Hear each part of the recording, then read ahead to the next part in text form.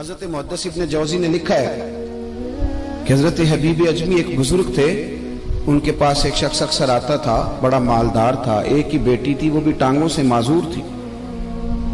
تو آپ اکثر اس کو کہتے ہیں کہ تو توبہ کر، اللہ کی بارگاہ میں رجوع کر۔ ایک وقت ایسا آتا ہے کہ پھر انسان کا جب کوئی اپنا نہیں رہتا پھر اسے مصلی یاد آتا ہے، لیکن اگر مصلی کی عادت بچپن سے پڑ جائے نا تو پھر ذرا آسان ہوتا ہے اللہ سے دل لگانا۔ وہ اکثر آپ اس کو کہتے ہیں کہ ٹھیک ہو جائے کہ تو بیٹی ہے، وہ بھی بیچاری معذور ہے، تو کہاں دولت لے جائے۔ آج کرتا ہوں، ہم تاریخیں دیتے رہتے ہیں نا اللہ تعالیٰ کو معاذ اللہ کہ رمضان سے میں نے نیک ہو جانا ہے، عمرہ کر کے آؤں گا تو پھر میں پکا نمازی ہوں۔ خدا کے بندو، کس نے تجھے بتایا ہے کہ رمضان تک تو زندہ رہے گا؟ کس نے خبر کی کہ عمرہ کرنے تک تو بچے گا؟ حضرت حبیب اجمی اس کو کہتے تو کہتا بڑی جلدی ٹھیک ہو جاؤں گا۔ ایک دن سویرے سویرے توبہ کرنے آ گیا۔ آپ نے فرمایا کیا ہوا؟ تو کہنے لگا حضرت جی کل ایک 15 سال کا نوجوان ملا ہے اور مجھے توبہ کرا گیا۔ مزہ ہی اس عمر میں اللہ اللہ کرنے کا، نبی کریم سے محبت بھی کرنی ہو تو یہی عمر ہے۔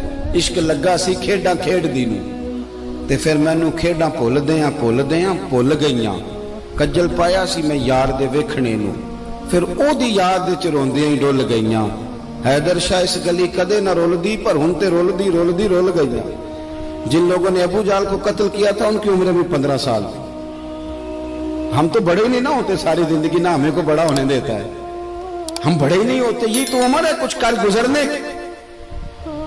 15 سال کا نوجوان توبہ کرا گیا تو حضرت حبیب اجمی کہنے لگے وہ کیسے؟ کہنے لگا حضرت جی میں کل منڈی گیا تھا، مجھے کچھ سامان خریدنا تھا، تو بغداد کے بازار سے میں نے مچھلی خرید لی 10 کلو، باقی بھی سامان تب خود لے جا نہیں سکتا تھا۔ تو مزدور آپ کو پتہ ہے بیچارے آج بھی سڑکوں پہ بیٹھے ہیں، تو مزدور بیٹھے تھے تو ان میں ایک نوجوان 14-15 سال کا، چہرے پہ بڑی روشنی۔ میں نے اس کو کہا بیٹے مزدوری کرو گے؟ کہنے لگا حضور مزدوری بھی کرتا ہوں، پڑھائی بھی کرتا ہوں، اور جو اللہ کو منظور ہو اس کی عبادت بھی کرتا ہوں۔ میں نے اسے کہا کہ یہ میرا سامان ہے فلان جگہ پہنچانا ہے، کیا لوگے؟ کہنے لگا 3 دینار مزدوری۔ سودا طے ہو گیا، اس نے سامان اٹھا لیا۔ کہتے ہیں رستے میں ظہر کا وقت ہو گیا۔ کہنے لگا چچا اگر اجازت دو تو نماز پڑھ دوں۔ 15 سال کا جواب۔ کہتے میں رکھ کے نا وہاں سامان تو پھٹے پہ بیٹھ گیا، وہ نماز پڑھنے چلا گیا، باقی لوگ دیر سے آئے، وہ بچہ جلدی آ گیا۔ میں نے کہا بیٹے آپ جلدی آ گئے؟ کہنے لگے نفل چھوڑ دیے، اب یہی نہ سمجھ لیں کہ کام چور ہے، میں بعد میں پڑھ لوں گا۔ کہتے ہیں وہ دوپہر کا وقت، رمضان بھی نہیں تھا، میں اس بچے کو نوجوان گھر لے گیا اور میں نے اپنی بیوی سے کہا کہ بڑا نیک ہے، نمازی ہے، اور راستے میں یہ بھی ہوا ہے کہ میں نے اسے ایک دفعہ کہا ہے کہ یہ مجھے تھوڑی دیر کے لیے دے دو، گرمی بڑی ہے، تمہیں پسینہ آ رہا ہے، میں اٹھا لیتا ہوں۔ کہنے لگا نہیں چچا میں رزق حلال کھاتا ہوں، اگر آپ اٹھائیں گے تو میں 3 دینار مزدوری پوری نہیں لوں گا، پھر پیسے کم کروں گا، میں نے طے کیا ہے کہ اٹھاؤں گا۔ تو کہتے ہیں میں نے اپنی بیوی کو بتایا تو بڑی متاثر ہوئی، کہنے لگی دوپہر کا کھانا پک گیا، اسے کو روٹی کھا لے، رمضان بھی نہیں تھا۔ کہتے میں باہر نکلا، اس کو 3 دینار تھمائے تو میں نے کہا بیٹے ایک بات میری مانو گے؟ کہنے لگا بتائیے۔ میں نے کہا کھانا پکا ہے کھا لو۔ کہنے لگا میں معافی چاہتا ہوں میں نے روزہ رکھا ہوا ہے۔ حضور نے حکم دیا، حکم نبی کریم نے حکم دیا، بخاری مسلم کی حدیث ہے، فرمایا نوجوانوں اگر تمہارے پاس طاقت ہے تو نکاح کر لو ورنہ روزے رکھو۔ حکم دیا، یا نکاح اور یا روزے، یہ سرکار کا حکم ہے۔ بھائی نفلی روزہ نفس کی قوتوں کو کچلتا ہے، انسان میں نورانیت اور روحانیت لاتا ہے۔ کہتے وہ کہنے لگا میں نے روزہ رکھا ہے، میں اور متاثر ہو گیا۔ میں نے کہا اب کیا کرو گے؟ کہیں اور جانا ہے؟ کہنے لگا نہیں، میں جس دن 3 دینار کما لیتا ہوں پھر میں مزید لالچ نہیں کرتا، باقی وقت یا قرآن مجید پڑھتا رہتا ہوں یا نبی پاک پہ درود شریف پڑھتا رہتا ہوں۔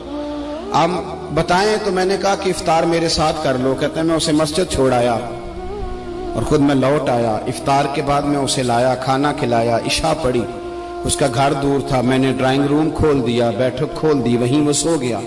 میری 20 سال کی معذور بچی کبھی چل نہیں سکتی تھی، کوئی طبیب کوئی حکیم میں نے چھوڑا نہیں تھا اس کو دکھایا نہ ہو، ایک ہی بیٹی وہ بھی معذور پیدائشی۔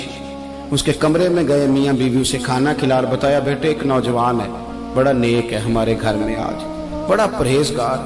پتہ ہے حضور نے کیا فرمایا؟ نبی کریم فرماتے ہیں جب نوجوان اٹھ کے تہجد پڑھتا ہے نا، نوجوان تو اللہ فرشتوں کے سامنے اس نوجوان پر فخر فرماتا ہے. اللہ فخر کرتا ہے کہ عمر دیکھو دیکھو یہ میری بارگاہ. اللہ فخر کرتا ہے, اللہ یعنی خدا خود میرے مجلس بود, اللہ فخر کرتا ہے. اب سوچے تو ہم نے اپنی بیٹی کو بتایا کہ نوجوان اور بڑا نیک ہے, تو کہتے ہیں وہ کھانا کھلا کے ہم واپس آ گئے. آدھی رات کا وقت ہوا تو دروازے پہ دستک ہوئی. بچی اپنے کمرے میں سو رہی تھی, ہم اپنے کمرے میں, وہ بیٹھک میں. گھبرا کے اٹھے کہ اس وقت کون ہے دروازے پہ؟ تو بیٹی کہنے لگی ابا دروازہ تو کھولنا. کہتے ہیں دروازہ کھولا تو 20 سال ہو گئے تھے بیٹی کو, کبھی اس نے چل کے نہیں دکھایا تھا, کبھی دوڑ کے ادھر جاتی کبھی ادھر آتی. کہتی الحمدللہ اللہ نے میری ٹانگیں ٹھیک کر دی. ہم دونوں رونے لگے, اے اللہ تو کتنا کریم ہے, کیسے ہوا بیٹے سارا کچھ؟ بیٹی کہنے لگی ابا آپ نے کہا تھا نا کہ نیک نوجوان آیا ہے, تو میرے دل میں خیال آیا اللہ اگر واقعی نیک ہے تو اس کے صدقے مجھے شفا ہی دے دے. یا ایھا الذین آمنوا اتقوا اللہ وابتغوا الیہ الوسیلہ. تو کہنے لگی ابھی میری دعا بھی پوری نہیں ہوئی تو رب کریم نے فضل کیا ہے اور مجھے شفا عطا کر دی. کہتے ہم دوڑ کے اس کے کمرے میں گئے اور جب ہم نے ہاتھ رکھا تو دروازہ پہلے سے کھلا تھا, ایک خط چھوڑ گیا تھا. آج کل کے پیر کی کرامت ہوتی تو فیس بک پہ دے دیتا, باقیوں کو بھی ذرا بھول پتہ چلے. کہتے ہیں وہ خط چھوڑ گیا اپنے بستر پہ کہ اگر تم لوگوں کو مجھ سے محبت ہو گئی ہے تو میرے پیچھے نہ دوڑنا, اس رب کی بارگاہ میں جھکنا جس رب نے میرے اوپر بھی فضل فرمایا ہے اور آپ پر بھی کرم فرمایا. میرے نوجوان دوستو, یہ جو بچپنا ہمیں لوگ کہتے ہیں نا ابھی بچے ہو, ابھی جب آپ بالغ ہو گئے تو نماز فرض ہو گئی, سچ بولنا ضروری ہو گیا, رزق حلال کھانا ضروری ہو گیا, شریعت ساری کی ساری لاگو ہو. ایک تو درگزر سے کام لیں, دوسرا اپنی زندگی کے اندر خواہشات کو چھوڑیں. سادہ کھانا تو ویسے انسان کو تندرست رکھتا ہے.